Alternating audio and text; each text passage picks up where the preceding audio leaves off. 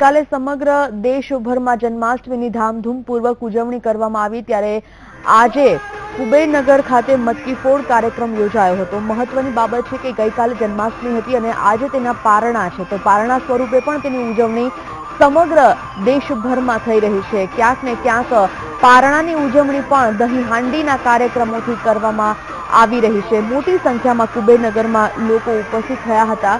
માનવ pyramid બનાવીને દહીં હાંડી ફોડવામાં આવે છે।